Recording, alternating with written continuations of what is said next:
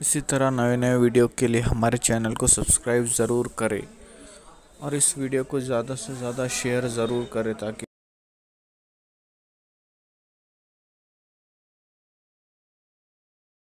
अल्लाह की कसम खा है, अल्लाह की कसम के बदले झूठ बोल के सौदा बेच रहे हो।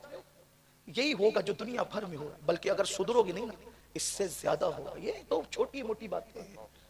अगर नहीं सुधरोगे न सुधरोगे, मैं थोड़ी तरमीम करता हूँ अपने ज़ौक़ के मुताबिक इकबाल के शेर में, न सुधरोगे तो मिट जाओगे ऐ हिंदी मुसलमानों, तुम्हारी दास्तां तक भी न होगी दास्तान में। तौबा करो, पलटो। चेहरा देखा तो रोब तारी हो गया। का इस फकीर को ऐसे कत्ल करना आसान नहीं है, इसकी दावत करो, दावत करो इसकी, और इसको जहर खिलाओ। चमचों ने कहा था कि जहर खिलाओ। अच्छा ठीक है, इंशाल्लाह मैं गुजरात फिर आऊंगा, आता जाता रहता हूँ। आगे की गुफ्तगू इंशाल्लाह इसके बाद करूंगा, बात इस पर मुकम्मल करता हूँ। वक्त हो गया, कल भी इंशाल्लाह प्रोग्राम में जाना है, काफी टाइम हो गया है। तो दावत करो। पृथ्वीराज के दामाद ने, जो समाना का बादशाह था, गरीब नवाज की दावत की। पता चला कि अगर हम हुजूर के सच्चे गुलाम बन जाएं तो कातिल भी दावत करने पे मजबूर हो जाता है। हुजूर की गुलामी की शान, कोई गुलाम बने दावत करने पे। अच्छा दावत दी तो सरकार गरीब नवाज ने कहा देखो हमारे नबी की सुन्नत है। क्या ख्याल था सुन्नतों का कि हम दावत कबूल कर लेते हैं। दावत कबूल की, लेकिन तेरे महल में आकर नहीं खाएंगे। हम फकीरों को क्या काम किसी के महल से, हम महल में नहीं आएंगे, तुम्हें खाना यही ला के देना होगा, लेकिन दावत कबूल है। ठीक है, उसको लगा कि यही तो बहुत अच्छी बात है। उसने क्या किया, खतरनाक जहर हलाहल उस खाने में मिलाया और हिंदुस्तान के जितने लजीज पकवान हो सकते थे सब पकवाया।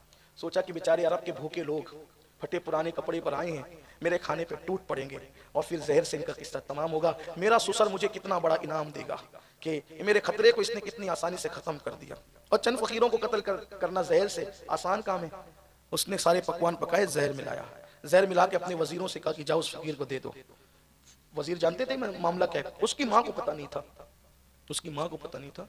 उसकी माँ मजहब के मामले में थी कट्टर, लेकिन उसकी माँ को ये बात थी कि भाई किसी भी मुसाफिर को मेहमान बना के बुलाकर उसके साथ दगा नहीं करना चाहिए। वो इस इस्लाम पर नहीं थी।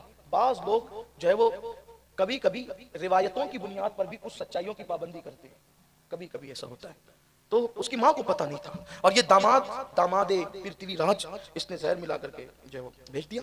जहर आलूद खाना आया, गरीब नवाज ने देख के मुस्कुराया। जहर आलूद खाना देख के गरीब नवाज ने मुस्कुराया और अपने खादिम से कहा, उस वक्त खिदमत पर हजरत मोहम्मद सब्जवारी साहब, एक गरीब नवाज के खुलफा में से यादगार मोहम्मद सब्जवारी साहब थे, वो भी आ चुके थे खिदमत में। और सैयदी सरकार सैयद फखरुद्दीन गुरदैजी ये भी साथ में थे, तो और भी फकरा थे। तो खादिम से कहा, जिससे भी कहा, लेकिन खादिम से कहा कि इसमें तो जहर है खाने में, देख के कहा इसमें तो जहर है। इसलिए कि औलिया अल्लाह की शान बयान की है साहिब मसनवी ने कि वो तो लोहे महफूज पर नजर रखे होते हैं। जो लोहे महफूज को देखे वो खाना ना देखे। ये तो हम लोग हैं कि लोहे महफूज पर मुरीदों के सामने चिटिंगबाजियां करे कि हमें भी दिख रहा है और चावल के नीचे की बोटियां नजर ना आए, तो ये एक अलग उन्वान है ना। मेरे जैसे लोग अगर इस तरह की चिटिंगबाजी करें तो अच्छी बात नहीं। कौम जब बगैर चिटिंग के मोहब्बत कर रही है तो चिटिंग करने की जरूरत क्या है। जब अल्लाह यूं ही मोहब्बत दे रहा है लोगों के दरमियान में, तो फिर आप लोहे महफूज देखने की बात क्यों करते हैं। पैर के नीचे, हमारी जमात के बहुत बड़े बुजुर्ग कहते हैं कि पैर के नीचे की जमीन नजर नहीं आती, लोहे महफूज देखने की बात करते हो। तो हमें जो नजर देखो, अल्लाह ने जितने मुकद्दर में जो लिखा है वही होगा। ज्यादा उड़ने की बात ना करें आप।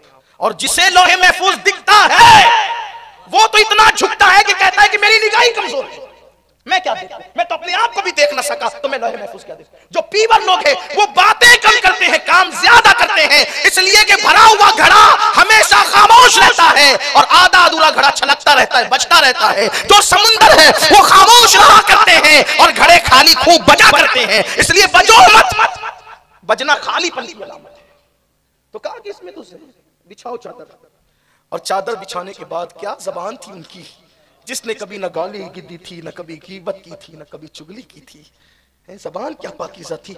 कहा उन वजीरों से जो आए थे खाना लेकर कि भाई हमने तो खाने की दावत कबूल की, खाना खाने की, जहर खाने की दावत हमने कबूल नहीं की। हमने खाना खाने की दावत कबूल की, जहर खाने की दावत कबूल नहीं की। और फिर कहा उन्हीं लोगों के सामने कि खाना हम कबूल करते हैं, जहर बाहर निकल जा।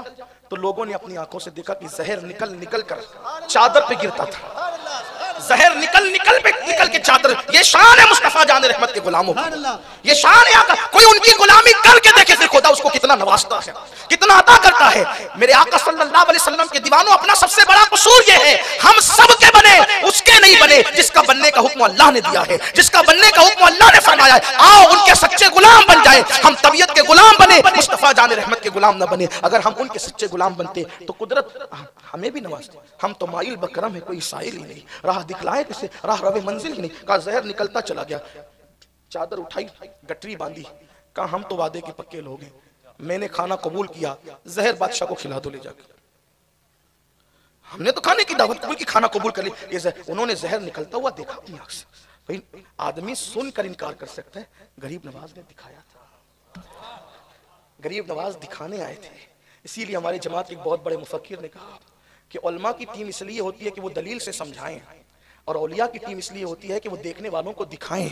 इसलिए कि एक तबका होता है जो सुनकर दलीलें सुन के मान लेता है, और एक तबका होता है जो दलील से नहीं मानता, वो देख करके मानता है। तो कुदरत ने देखने वालों को भी दिखाने वालों को भी पैदा किया है। इसीलिए एक बहुत बड़े मुफक्किर हमारी जमात के कहते हैं, जहां इल्म थक कर बैठ जाता है वहां मुशाहिदा रहनुमाई करता हुआ नजर आता है, और जब मुशाहिदा होता है तो फिर इंसान मुशाहिदे को देख करके उसको झुटला नहीं सकता। अल्लाह अकबर। अहले इल्म को मक्के में कुरान की दलीलें दे दी गई, वो मान गए, लेकिन कुछ लोग ऐसे भी थे जिन्होंने चांद के टुकड़े देखे, सूरज को पलटता हुआ देखा। फिर क्या हुआ, कहा ये पोटली लो, गठरी लो और ले जाकर अपने बादशाह को खिला दो। खाना हम खाएंगे, जहर बादशाह खाएगा। वली के मुंह से निकलना था, खाना हम खाएंगे, जहर बादशाह खाएगा। खाना हम खाएंगे, जहर बादशाह खाएगा। और फिर खाना खा लिया सबने। ये मंजर पूरा समाना के लोग देख रहे थे। जब जहर की गठरी लेकर के वो महल में दाखिल हुए, कहा ये क्या है। राजा की माँ खड़ी हुई थी, कहा तुमने जो जहर मिलाया था ना, उस फकीर ने कहा कि जहर निकल जा, क्योंकि हमने खाना खाने की दावत कबूल की है, जहर खाने की दावत हमने कबूल नहीं की है। उसके कहने पे ये जहर बाहर निकल आया। अब वो हिंदुस्तान की औरत थी, उसकी अम्मी, औरतें बड़ी पक्की होती है,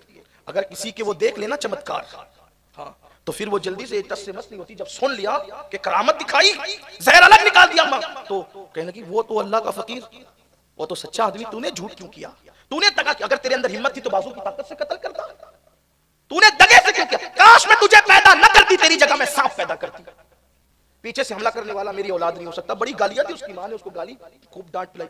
ये सोचने लगा कि ये ऐसे हो कैसे गया कि लुट गया है जो मुसाफिर जाके मंजिल के करीब। मैंने तो इस कदर सब कुछ किया था, लेकिन लुट गया, मैं कामयाब ना हो सका। तो वो खूब पागल जैसा हुआ और दीवार से सर टकराने लगा कि मैं मां के ताने सुनने से पहले मर क्यों नहीं गया। और उसके दिमाग पर ऐसी गंदगी तारी हुई और ऐसी जो है वो खौफ तारी हुई कि वो टेंशन की ताब न लाके दीवार से सर टकराता रहा। और फिर वो गठरी खोली और वही जहर उसने अपने मुंह में डाल लिया। दुनिया ने गरीब नवाज के जुमले को सच्चा होते हुए देखा कि खाना हम खाएंगे, जहर बादशाह खाएगा। जब ये मंजर लोगों ने देखा, उस दिन 700 लोग समाना के, और 700 कौन लोग पता है, अवाम में से नहीं, 700 मजहबी रहनुमा, समाना के मजहबी रहनुमा, मजहबी लोग वो मुसलमान हुए। और हजारों की तादाद में समाना की अवाम मुसलमान हुई। सरकार गरीब नवाज ने एक ऐसा शख्स जो उनका मजहबी रहनुमा था उस पर नजर डाली, उसी वक्त विलायत अता की, खिलाफत अता की, और समाना का इलाका उनको सौंप करके कहा ये मेरी मंजिल नहीं है, मेरी मंजिल कहीं और है, और आप रवाना हो गए। ये शान के साथ गरीब नवाज आए।